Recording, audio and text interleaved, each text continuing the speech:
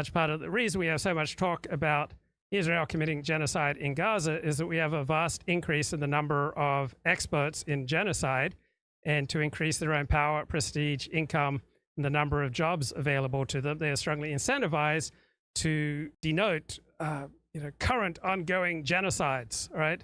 They are incentivized to create genocides where otherwise people might not see them. So too, we have a vast increase in the number of experts in the fields of international humanitarian law and human rights.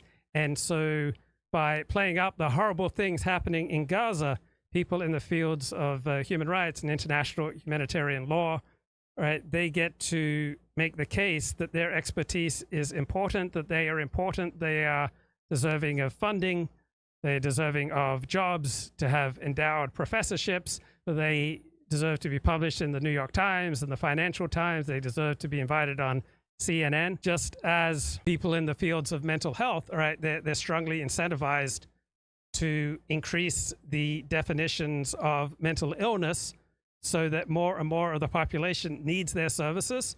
That will drive up the number of jobs available to psychiatrists and social workers. It will drive up their prestige and their income and their sense of themselves as possessing special skills that enable them to heal society. If you are a specialist in trauma, right, you're incentivized to see the world through the perspective of trauma. So almost all human ills have been related to a cause of trauma. That's become the dominant paradigm. And so you're strongly incentivized to describe what's happening in the world as a result of trauma, that the world has this illness and you have the cure. So this will create more prestige for you, more demand for your services, more jobs for you, more income for you. You're more likely to get published, and you're more likely to be part of the cool crowd if you can convince the world that trauma is the magic key to what's going on around us. Ronnie Goldman, in his work In Progress, Conservative Claims of Cultural Oppression.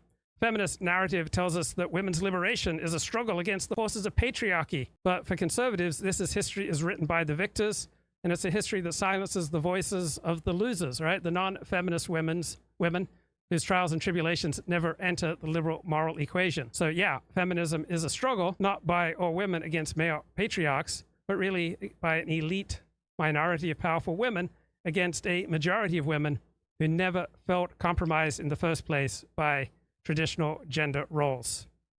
So liberals adopt their moral stances, like all groups, in furtherance of a heroic narrative that places them at center stage and conscripts other groups as props. So whatever your hero system, Orthodox Jew, Sunni Muslim, Seventh-day Adventist, gay activist, right? Everybody adopts a moral stance in further of a particular heroic narrative that places you at the center of the universe and conscripts other groups as props. So liberals seek to uplift the downtrodden, but the downtrodden are props. Helping the downtrodden is part of the liberal heroic narrative that assigns them, liberals, a privileged role for which other people must bear the cost, right? Just as Clarence Thomas had to bear the cost. That's why he received so much opprobrium, right? If he would have simply accepted his designated role as a victim, he could have enjoyed the beneficence of the liberal establishment, the beneficence of the anointed, and played his role in the victim, villain, rescuer narrative, as long as he acknowledged that narrative and the anointed status within it as rescuers. But by opposing affirmative action, Clarence Thomas denied that narrative, and he denied the status of victim, and so he became exposed to the prejudice from which liberal blacks are shielded.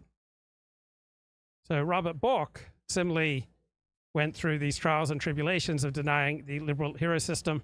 He notes that Supreme Court pronouncements are significantly guided not by the meaning of the Constitution, but by the values of the class that is dominant in their culture. And our primary institutions are being colonized by a parochial morality of an arrogant intellectual class. And this liberal left class elevates their particular cultural ethos into a hegemonic narrative about the meaning of American ideals, all under the guise of thoughtfulness, enlightenment, and progress.